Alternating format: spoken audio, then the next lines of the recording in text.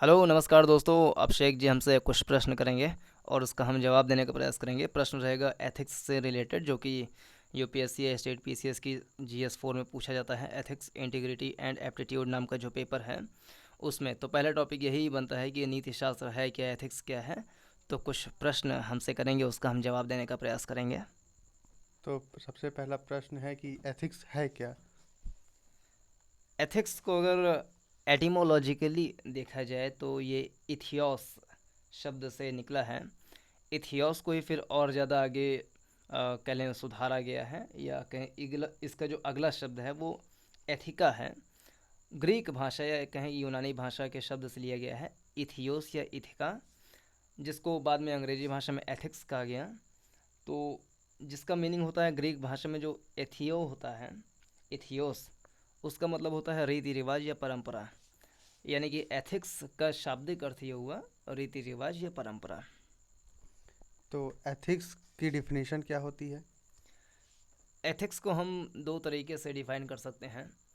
Ethics का हिंदी रूपांतरण होगा नीति शास्त्र, जिसमें नीति शास्त्र एक प्रकार का विषय है ये।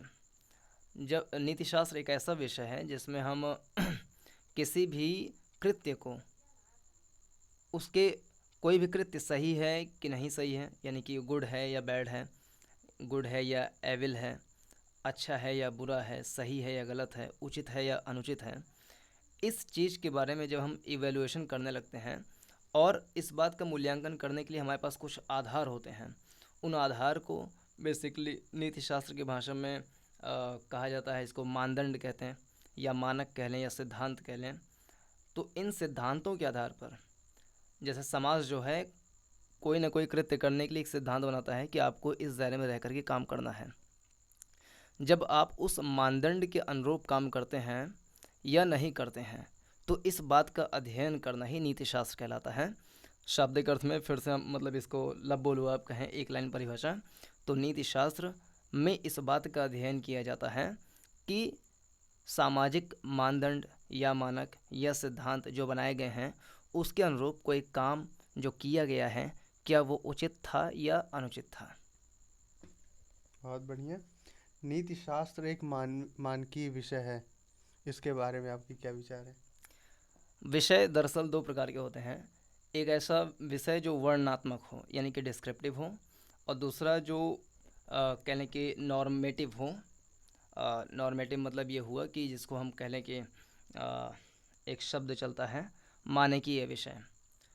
तो वर्णनात्मक विषय में ये होता है कि उसमें जो शब्द है या था, इसका मतलब ये है कि फैक्ट्स पर जब हम बातें करते हैं तो उसको बोलते हैं डिस्क्रिप्टिव सब्जेक्ट।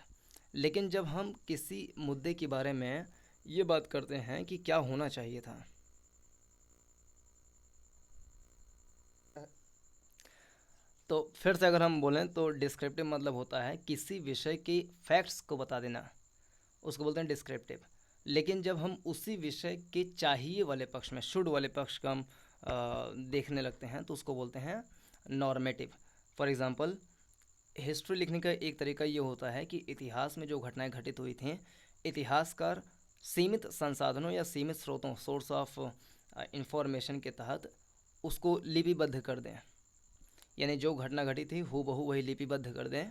तो ये हो गया descriptive type of writing a history. But when writer starts writing history in the perspective कि वो सही था या नहीं सही था या क्या होना चाहिए था। फॉर एग्ज़ाम्पल, टीपू सुल्तान मान लीजिए राजा बना, उसने कई सारे लोगों को मरवाया। तो ये अगर ये चीज़ लिख देना कि टीपू सुल्तान इतने समय से इतने समय तक राजा था, इसने इस कारण से इतने लोगों को मरवा दिया, तो ये डिस्क्रिप्टिव हो गया। लेकिन जब इस बात का भी विश्लेषण करना कि क्या उसके द्वारा ऐसा किया जाना चाहिए था, शुड वाले पक्ष पे जब जाते हैं तो उसे बोलते हैं नॉर्मेटिव। यानी कि नीति शास्त्र जो है वो एक प्रकार का नॉर्मेटिव सब्जेक्ट है, जिसमें केवल इस चीज़ पर फोकस नहीं किया जाता है कि क्या फैक्ट हैं, बल्कि इस चीज़ पर फोकस किया जाता है कि क्या होना चाहिए। यानी कि नीति शास्त्र जो है वो एक वैज्ञानिक विषय नहीं है, वो एक सब ऑब्जेक्टिव विषय नहीं है, बल्कि वो एक सब्जेक्टिव विषय है, जिसमें लोगों के अलग अलग विचार जो हैं अलग अलग हो सकते हैं, मतलब अलग अलग लोगों के विचार अलग अलग हो सकते हैं। नैतिकता पर डिबेट और बात बातचीत में फ़र्क बताइए कि नैतिकता में डिबेट क्या चीज़ होता है और बातचीत क्या होती है। नीति शास्त्र एक ऐसा विषय है जिसमें, जैसे कि पहले बताया, कि अलग अलग लोगों के अलग अलग विचार हो सकते हैं। जैसे नीति शास्त्र में कोई मुद्दा आ गया, कोई इशू आ गया, उस पे हम डिस्कशन करते हैं, तो ऐसा नहीं हो सकता है कि किसी मुद्दे में जो राय है वो सभी का एक जैसा हो। राय सभी के अलग अलग हो सकते हैं। जब राय सभी के अलग होते हैं तो जाहिर सी बात है उनमें डिबेट वाली स्थिति पैदा होती है। यानी नीति शास्त्र एक ऐसा विषय है जिसमें डिबेट करने की संभावना होती है, यानी कि अलग अलग उसके पक्ष निकल कर आते हैं। अब ये भी होता है कि बहस या कहें बातचीत और बहस में एक बेसिक अंतर होता है। नीति शास्त्र दरअसल एक बहस वाला विषय है जिसमें सभी पक्ष वाद प्रतिवाद करके एक संवाद कायम करते हैं और लास्ट में एक निष्कर्ष पर पहुंचते हैं कि क्या होना चाहिए। लेकिन वार्तालाप जो होता है वो दरअसल किसी भी विषय पर हो सकता है। जैसे इन जनरल हम डेली लाइफ में जो परिवार से बात करते हैं या फ्रेंड्स से जो बात करते हैं वो वार्तालाप की कैटेगरी में होगा।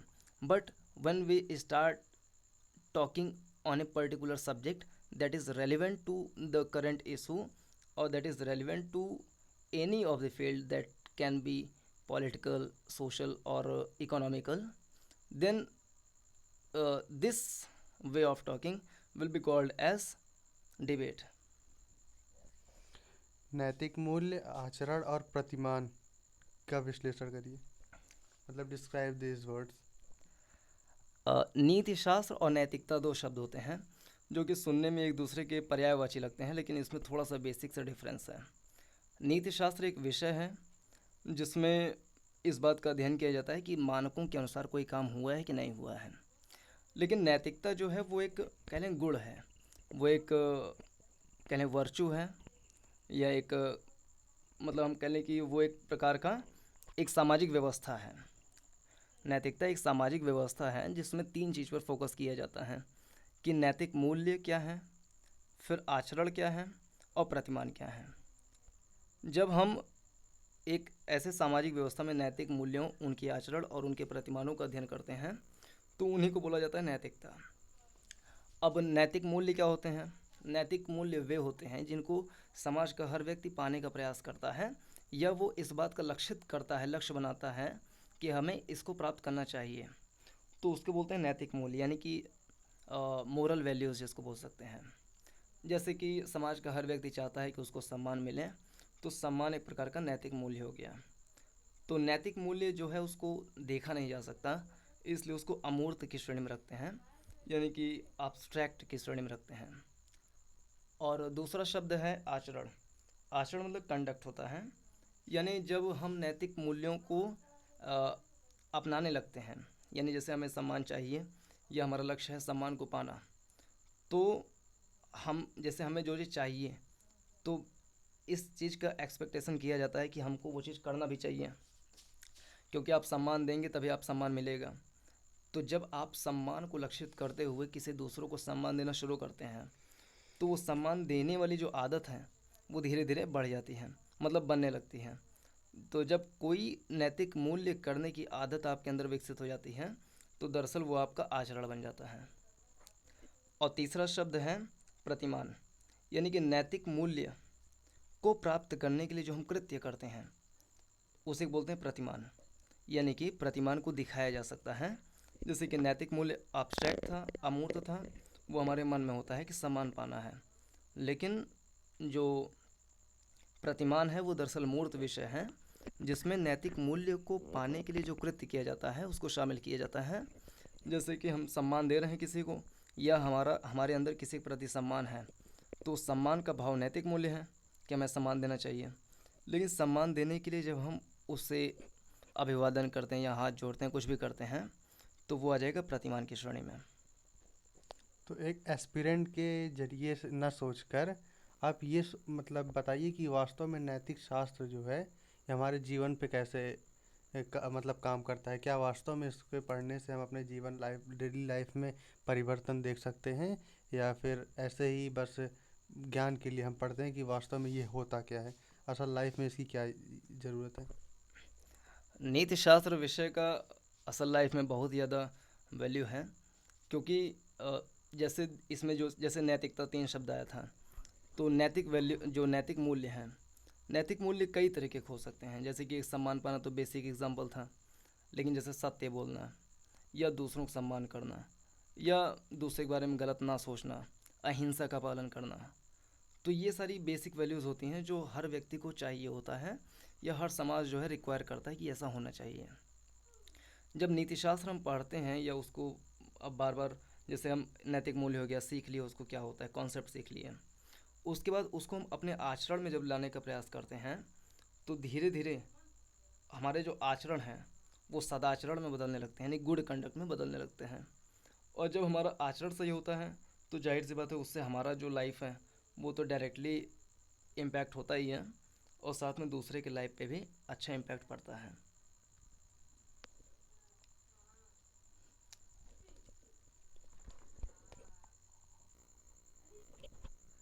तो इस वाले में इतना ही। पूरा देखने के लिए धन्यवाद। नमस्कार, जय हिंद।